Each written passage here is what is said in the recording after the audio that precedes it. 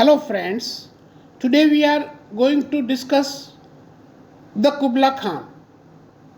The Kubla Khan is a memorable poem written by Samuel Taylor Coleridge. This is a perfect example of a poem of the Romantic era. This poem is also subtitled A Vision in a Dream. So let us enjoy the poem. In Xanadu did Kubla Khan a stately pleasure dome decree, where Elf the sacred river ran through caverns measureless to man, down to a sunless sea. So twice 5 miles of fertile ground, with walls and towers were girdled round, and there were gardens with bright and sinuous rills, where blossomed many an incense-bearing tree, and here were forests as ancient as the hills, enfolding sunny spots of greenery. So Xanadu is an unknown name, so therefore it is romantic. So Kubla Khan, who was a Mongol ruler, he ordered his people to build a royal palace for him. And where was the palace to be built?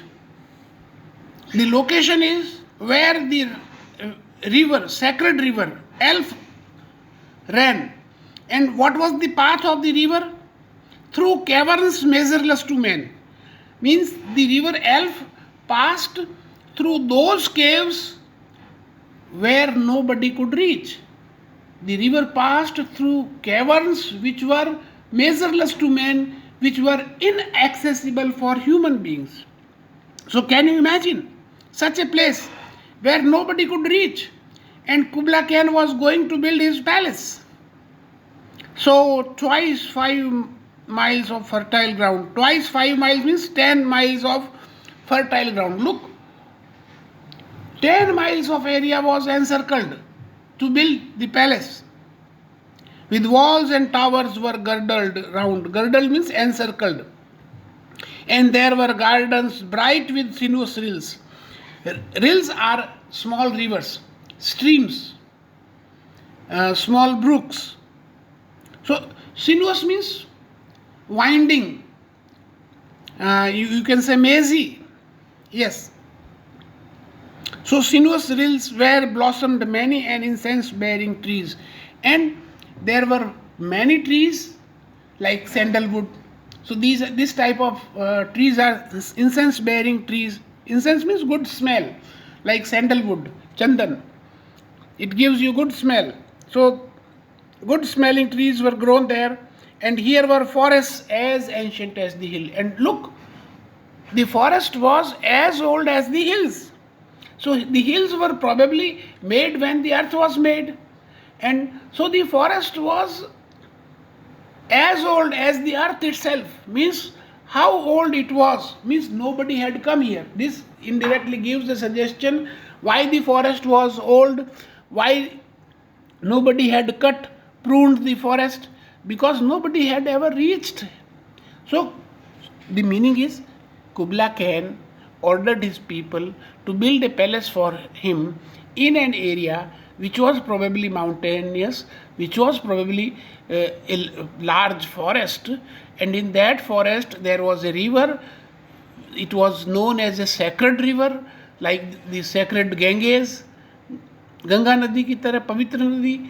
So there was a river Elf which was a sacred river, and there Kubla Khan ordered a palace to be built.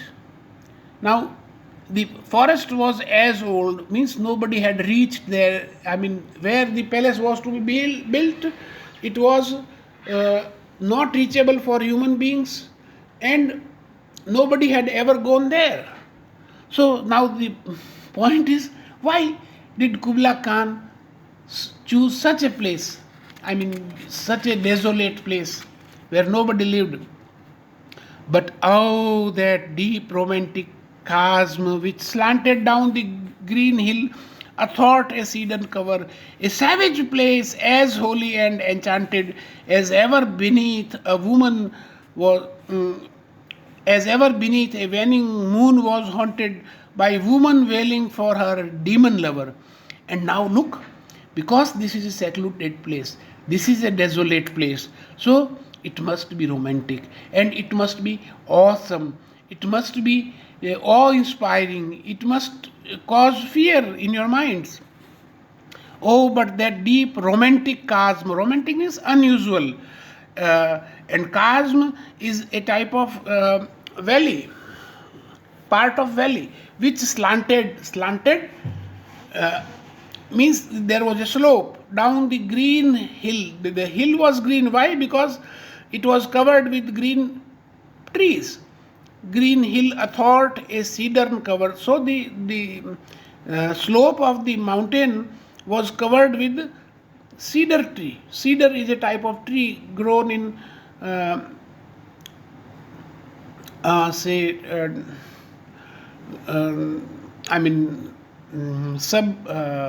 subpolar area. Yes, a savage place. So it was a savage place. As I said, it was a desolate place. No man had ever reached there. So it was not a place of. It was not a part of civilization. So it was naturally savage or wild place, as holy and enchanted as ever beneath a waning moon was haunted by woman wailing for a demon lover. Now, if you have heard the stories about that a woman falls in love with a demon and then the demon deserts her, and then somebody suggests to that woman that okay, you go there at that place when the moon is decreasing in size, and pray for that demon to return.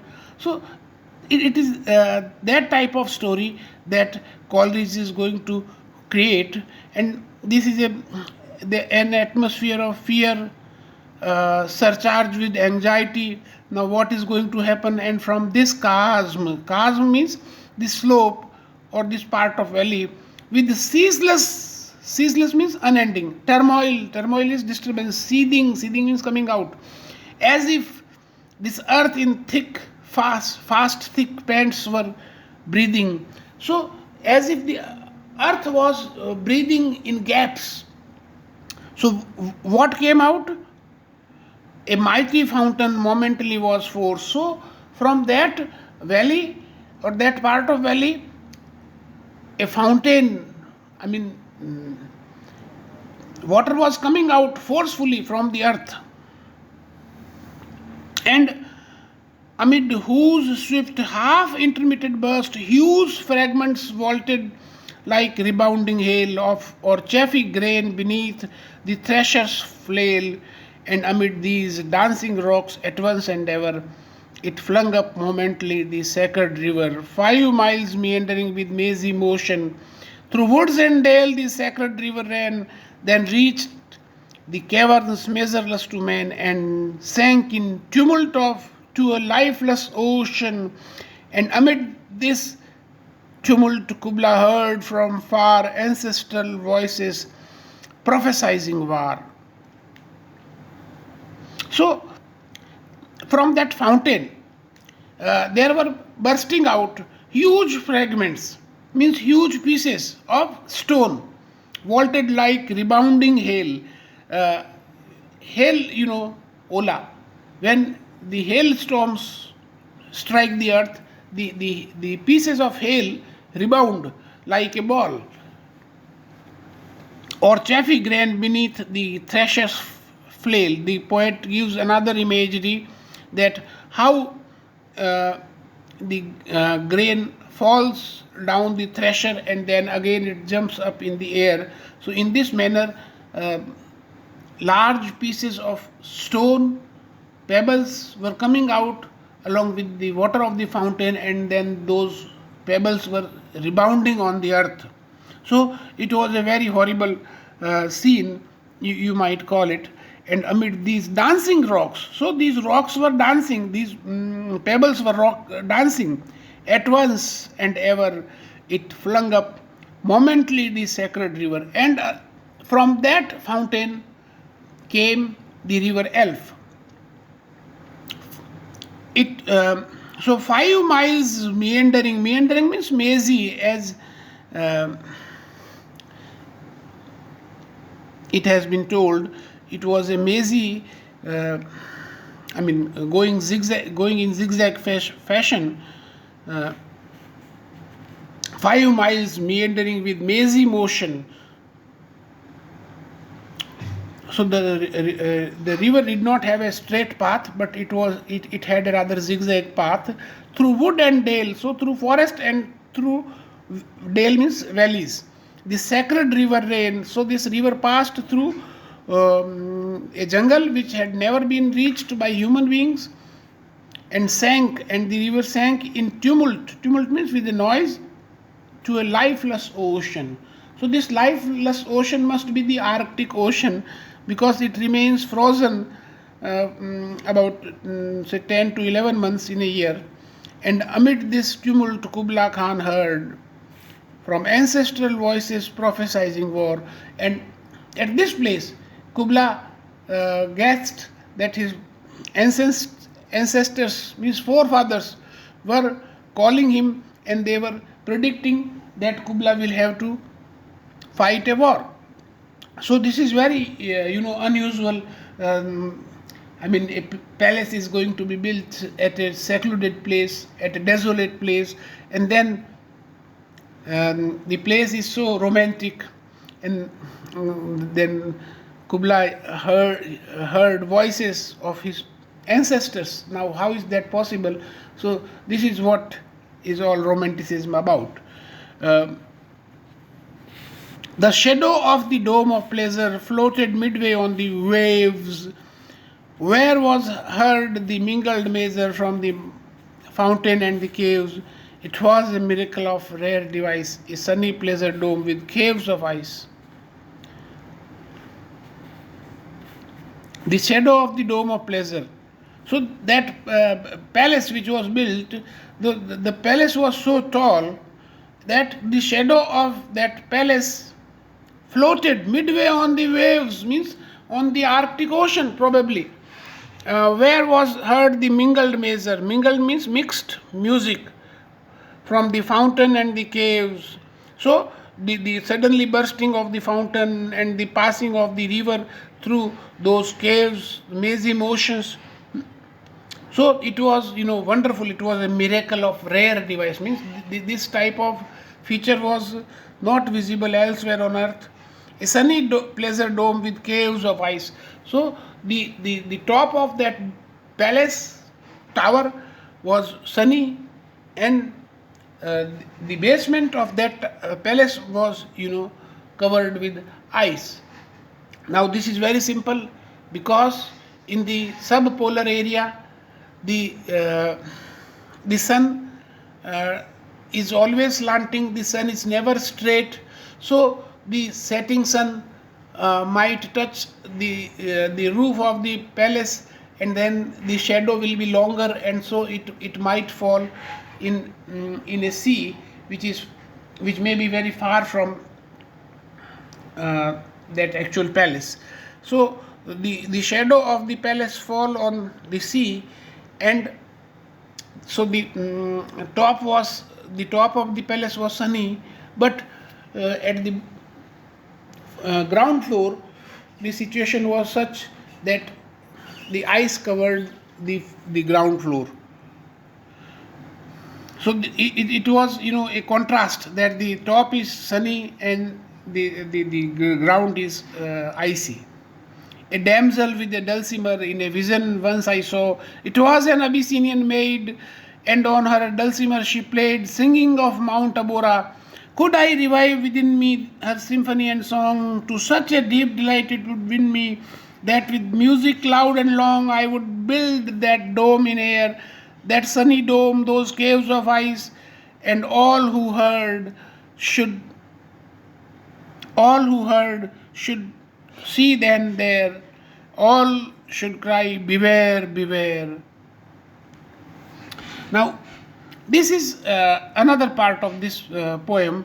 Now, first he is talking about this unusual palace, and now he is talking about a damsel. A damsel is a maid, youthful girl with the dulcimer, his musical instrument. In a vision once I saw. So he was probably in a dream or in a vision, and he saw it was an Abyssinian maid. It was a woman from Abyssinia, and on her dulcimer she played, singing of Mount Tabora. So she was feeling homesick, and she was thinking about her home place. So she was singing of Mount Tabora, which was in her native place. So the poet was greatly impressed by the music, by the song, by the symphony of this girl's music, and so he wishes if he could revive within himself her symphony and song, I mean, the beauty and the music and the sweetness of her song. To such a deep delight it would win me. So the poet says this would give him such a delight that with music loud and long I would build that dome in air. So with the help of imagination, with the power of that music, he would be able to build that palace which had been built by Kubla. So the poet would build this type of fantastical or imaginary palace in air, that sunny dome, those caves of ice. I mean, that sunny dome which Kubla had built. So the top was sunny, and the ground floor of that building or that palace was icy. And all who heard should see them there. And all people who heard about this music or about the poet in his ecstasy, they should see, and all should cry, beware, beware, his flashing eyes, his floating hair. And the poet will be such ecstatic if that song were to come back. So all people will be impressed, because he would be involved in a frenzied dance like the Maenads or like the Medusas. So his eyes will be shining in a very strange manner, and his hair will be floating like that of the Medusas. Weave a circle round him thrice. So all the people were horrified by this instant, power of music, and so the people will be, the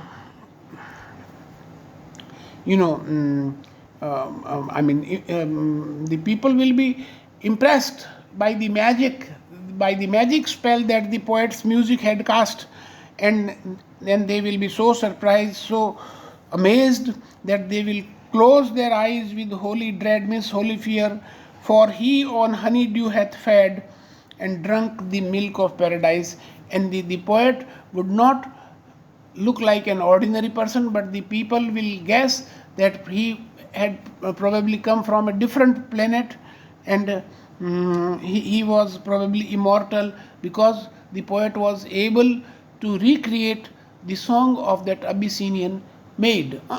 So this is only a part of the poet's imagination. If he could recreate that song by that Abyssinian girl, then probably he would be able to create that strange palace in his imagination, and all the people would be awestruck by this performance of the poet.